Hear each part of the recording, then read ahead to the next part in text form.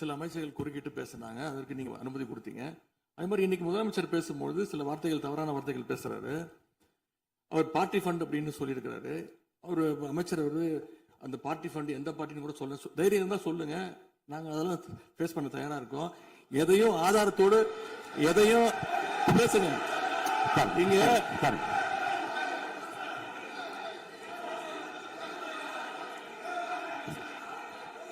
அது மாதிரி பேரவைத் தலைவர் அவர்களே, நேற்று நான் பேசி முடிஞ்சோடனே நீங்க அவை முடிஞ்சிருச்சுன்னு சொல்லிட்டீங்க.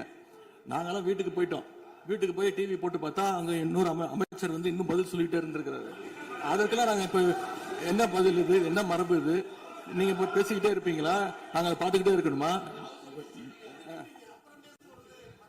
அதே மாதிரி இன்னைக்கு முதலமைச்சர் அவர்கள் பேசும்போது நாங்களும் அமைதியா கேட்டுட்டு தான் இருந்தோம். ஆனா சில கருத்துக்கள் அவர் பேசும்போது அதை நாங்க அனுமதிக்க முடியாது. ஆதாரத்தோடு ஏதாவது பேசணும்னா, குற்றச்சாட்டுகள் சொல்லும் போது ஆதாரத்தோடு சொன்னீங்கன்னா அதை நாங்க ப்ரூவ் பண்றதுக்கு தயாராக இருக்கு. மக்கள் பணத்திலிருந்து ஒரு பைசா கூட தொடமாட்டோம், தொடவும் விடமாட்டோம், தொட்டா விடமாட்டோம், இதுக்கு முன்னாடி தொட்டவங்களையும் விடமாட்டோம்.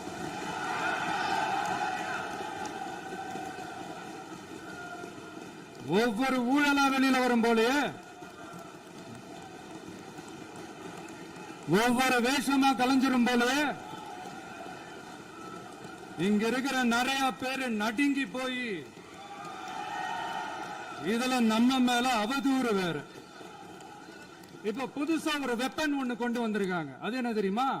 அவங்க தயவால தான் நம்ம ஆட்சி நடக்குதான். மக்கள் தயவால இந்த ஆட்சி நடந்துகிட்டு இருக்கு. மனசாட்சி உள்ள சக்திகளோட ஆதரவால இந்த ஆட்சி நடந்துகிட்டு இருக்கு. நாங்க தான் அனுப்பி வச்சோம் அப்படின்றாங்களே. அனுப்பி வச்சவங்களுக்கு மினிஸ்ட்ரியில இடம் கொடுத்தா ஏன் கதறீங்க? ஏன் இவ்வளவு கோபம்? ஏன் இவ்வளவு கதறல்ஸ்? இதுல இன்னொரு முக்கியமான விஷயம், மார்க்சிஸ்ட் கம்யூனிஸ்ட் கட்சி நமக்கு ஆதரவு கொடுத்தது சுயேட்சையா எடுத்த முடிவுன்னு சொல்றாங்க. அதே மாதிரி இந்திய கம்யூனிஸ்ட் கட்சி நமக்கு ஆதரவு கொடுத்தது சுயேட்சையா எடுத்த முடிவுன்னு சொல்றாங்க. இதுல எங்க இருந்து நாங்க தான் அனுப்பி வச்சோம்னா புரியலையே. மக்களுக்கு நல்லா புரியும், எல்லாத்தையும் தெளிவா பார்த்துக்கிட்டு இருக்கிறாங்க.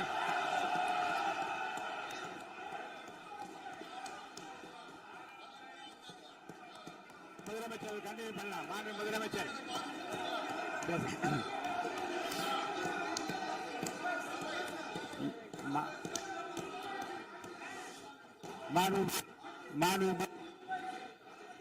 முதலமைச்சர் கண்டினியூ பண்ணலாம்.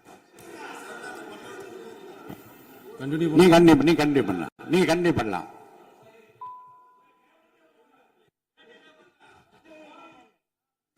இந்த சமூக நீதி அரசுன்னு சொல்றவங்களை பார்த்து கேட்கிறேன், நம்ம பட்டியலின சகோதரர்களுக்கு எத்தனை அமைச்சர் பதவி கொடுத்தீங்கன்னு கொஞ்சம் சொல்ல முடியுமா? ஆனா நம்மளுடைய அரசுல 8 அமைச்சர் பதவிகள் யாருக்கு? நம்ம பட்டியலின சகோதரர்களுக்கு. எல்லாம் நம்ம அண்ணன், நம்ம தம்பி, நம்ம தங்கச்சிங்க. அண்ணல் அம்பேத்கர் அவர்களுடைய கிட்டத்தட்ட 100 ஆண்டு கால கனவு இப்ப நிறைவேறி இருக்கு. நான் ஏன் கொஞ்சம் சவுண்டா பேசுறேன் அப்படின்னா அவங்களுக்கு கேட்கணும்ன்றதுக்காக தப்பா எடுத்துக்காது. அதே மாதிரி பெண்களோட பாதுகாவலர் நாங்க தான் அப்படின்னு சொல்லிக்கிறவங்களை கேட்கிறேன், எத்தனை பெண்களுக்கு அமைச்சர் பதவியில இடம் கொடுத்தீங்க கொஞ்சம் சொல்ல முடியுமா?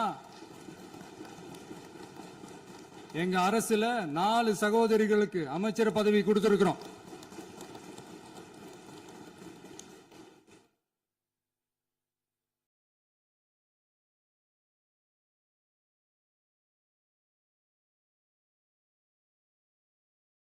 அதனால மக்களால் நிராகரிக்கப்பட்டு மக்களால் அகற்றப்பட்டவங்களுக்கு ஒண்ணு சொல்லிக்கிறோம், தப்பே செய்ய மாட்டோம், ஊழலே செய்ய மாட்டோம், நேர்மையா தான் இருப்போம், நியாயமா தான் இருப்போம் அப்படின்னு சொல்றவங்களால மட்டும்தான் கூட்டணி ஆட்சி அமைக்க முன்வரும். ஆட்சியிலையும் பங்கு, அதிகாரத்திலையும் பங்கு கொடுக்க முன்வரும். ஊழல்லையே ஊறி போனவங்களால இந்த கூட்டணி ஆட்சியோ ஆட்சியிலையும் பங்கு அதிகாரத்திலையும் பங்கு கொடுக்க முன்வராது. மெஜாரிட்டி இருந்தாலும் தரமாட்டாங்க, மெஜாரிட்டி இல்லைனாலும் தரமாட்டாங்க. கேட்டா ரெடிமேடா ஒரு பதில் ஒண்ணு வச்சிருப்பாங்க, கூட்டணி ஆட்சியை மக்கள் விரும்ப மாட்டாங்கன்னு. அதே மக்கள் தான் இப்ப அவங்கள பார்த்து சிரிக்கிறாங்க. நான் பதவியேற்ற அன்னைக்கு கொஞ்சம் டைம் அவகாசம் கேட்டேன். எதுக்கு கேட்டேன்? நிதி நிலைமைலாம் கொஞ்சம் மோசமா இருக்குது, அதெல்லாம் கொஞ்சம் சரி செஞ்சுக்கிட்டு படிப்படியா கொஞ்சம் கொஞ்சமா நான் கொடுத்த வாக்குறுதிகள்லாம் செயல்படுத்துவேன், அதுக்காக கொஞ்சம் டைம் அவகாசம் கேட்டேன். நான் ஏதோ வேற எதுக்காகவோ வேற யாருக்காகவோ ஏதோ அவகாசம் கேட்ட மாதிரி. அடுத்து இங்க சபையில இல்லாதவங்களை பத்தி பேச வேண்டாம்னு நினைக்கிறேன்.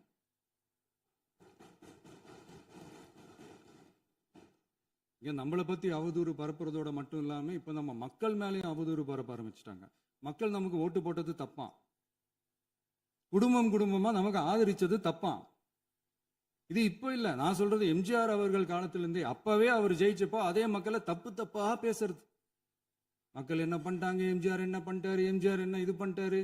50 வருஷமா ஒரே டெக்னிக்கா.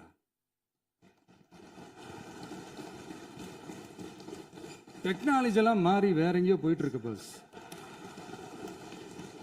இதுல கொஞ்சம் டெக்னிக்காச்சும் கொஞ்சம் மாத்தினா கொஞ்சம் நல்லா இருக்கும்.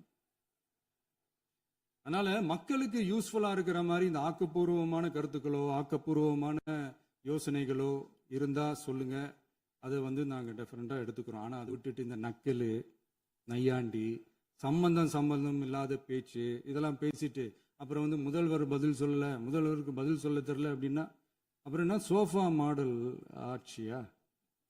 அது என்னன்னு புரியறதுக்கு எனக்கு ரொம்ப நாள் ஆச்சு. இந்த sofa set, table chair, teapoy, furniture பிசினஸ்லாம் வேற எங்க வெளியில போய் பண்ண சொல்லுங்க. அப்படி அந்த பிசினஸ் தான் பண்ணணும்னா நிறைய பிசினஸ் பண்ற மாதிரி வெளியில போய் பண்ண சொல்லுங்க, இங்க சட்டசபைக்குள்ள வேணாம். அதனால ஆக்கப்பூர்வமான கருத்துக்கள் இருந்தா சொல்லுங்க, டெஃபினட்டா அது சரியா இருந்தா நாங்க ஏத்துக்கிறோம். எனக்கு ஒரு குட்டி கதை ஒண்ணு ஞாபகம் வருது, சொல்லாமா?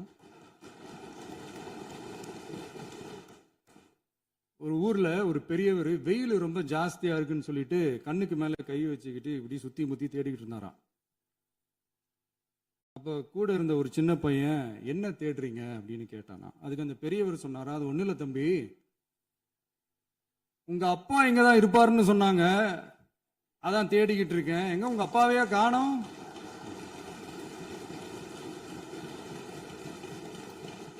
இல்ல அந்த எங்களுக்கும் நக்கலா நையாண்டியா சம்பந்தம் இல்லாத குட்டி கதை இதெல்லாம் எங்களுக்கும் பேச தெரியும். அந்த கதையில பெரியவர் அப்படி சொன்னாராம், தப்பா எடுத்துக்காதீங்க. அந்த கதையில பெரியவர் அப்படி கேட்டாராம். அதனால யாரும் இங்க டென்ஷன் ஆக வேணாம். அதனால இன்னொரு இந்த என்னுடைய உரையை முடிக்கிறதுக்கு முன்னாடி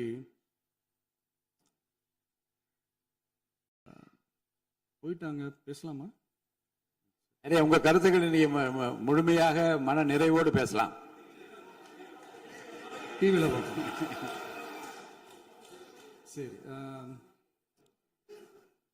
அதான் 5 நிமிஷம் பேசுனதுக்கே கொலத்தூரி இந்த ஆட்டம் ஆயிடுச்சு. பேசுனா அப்புறம் என்ன பண்றது? கடைசியா நான் இந்த உரையை முடிக்கிறதுக்கு முன்னாடி ஒரு முக்கியமான ஒரு விஷயம் பத்தி சொல்லணும். ஆளுநர் உரை அன்னைக்கு இந்த தமிழ் தாய் வாழ்த்துக்கு அப்புறம் தேசிய கீதம் பாடினது தப்பு, தேசிய கீதம் 2 முறை பாடினது தப்பு, அப்படி ஒரு நிகழ்வு இதுக்கு முன்னாடி இந்த சட்டசபையில நடந்ததே கிடையாது, அந்த மரபையே மாத்திட்டீங்க, இப்படி ஒரு பெரிய ஒரு போர் மாதிரி எதிர்கட்சியை சார்ந்தவங்க எல்லாம் சொன்னாங்க இல்லையா? அந்த மாநில உரிமை போராளிகளை, அந்த மரபு காக்கிற உரிமை போராளிகளை ஒரே ஒரு கேள்விதான் கேட்கணும். 2021 ஆகஸ்ட் 2 ஞாபகம் இருக்கா? Centenary celebration of Tamil Nadu legislature. அந்த ஃபங்க்ஷன்ல நம்ம முன்னாள் முதலமைச்சர் கருணாநிதி அவர்களோட கலைஞர் அவர்களுடைய கலைஞர் அவர்களுடைய புகைப்படத்தை மாண்புமிகு குடியரசுத் தலைவர் திறந்து வைக்கிற ஒரு ஃபங்க்ஷன். அந்த ஃபங்க்ஷன்ல national anthem followed by Tamil Thai Vazhthu அப்படின்னு அறிவிச்சது ஞாபகம் இருக்கா? அதாவது தேசிய கீதத்துக்கு அப்புறமா இரண்டாவது முறையா, நோட் திஸ் பாயிண்ட் மாண்புமிகு பேரவைத் தலைவர் அவர்களே, ப்ளீஸ் நோட் திஸ் பாயிண்ட். தேசிய கீதத்துக்கு அப்புறம் இரண்டாவது முறையாக தமிழ் தாய் வாழ்த்து பாடப்படும் அப்படின்னு சொன்னது ஞாபகம் இருக்கா? அதுவும் முத்தமிழ் அறிஞர் அப்படின்னு சொல்ற நம்ம கலைஞர் அவர்களுடைய அந்த புகைப்படம் வெளியிட்டு விழாவில் அவர் இருந்த இதே சபையில தமிழ இரண்டாவது இடத்துக்கு தள்ளினது யாருன்னு ஞாபகம் இருக்கா? அது மட்டும் இல்ல, அந்த தேசிய கீதத்தை நாட்டுப்பண் நேஷனல் ஆந்தம்னு சொல்லி அதே ஃபங்க்ஷன்ல கடைசியா ஃபங்க்ஷன் முடியும் போது செகண்ட் டைம் தேசிய கீதம் பாடினதும் ஞாபகம் இருக்கா? இதே அவையில் தான் அது அவை குறிப்பிலும் இருக்கிறது. இதே அவையில் தான் நடைபெற்றது. இந்த தக்க நேரத்தில் இந்த ஆதாரங்களை அளித்த மாண்பு முதல்வர்களுக்கு நன்றியை தெரிவித்துக் கொள்கிறேன். டவுட் இருந்தா இந்த புக்கை பார்த்து தெரிஞ்சுக்கலாம். அதனால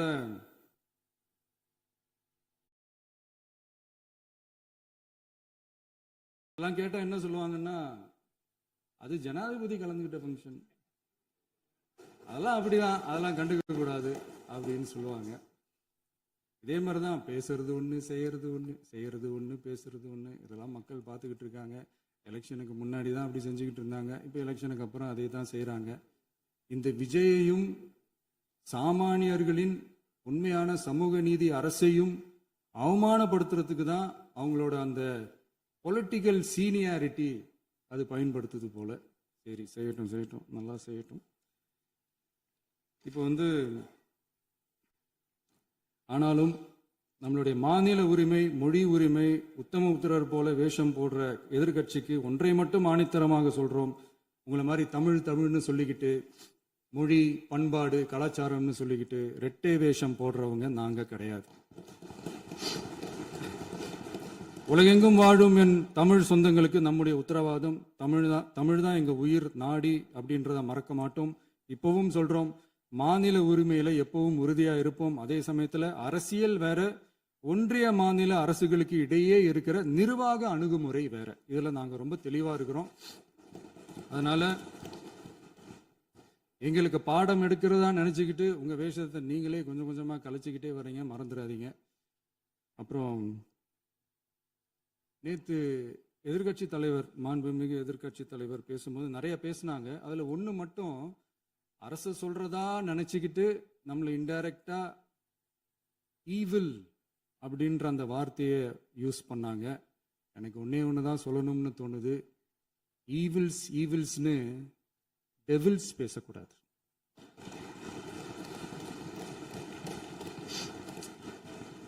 அவங்க இருந்திருந்தா ஒரு ஆக்ஷன் பண்ணணும்னு எனக்கு தோணுச்சு.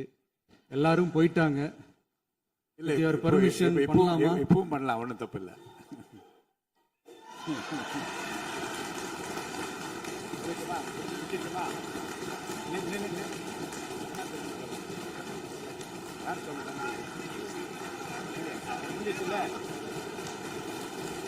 எழுந்து சொல்லுங்க.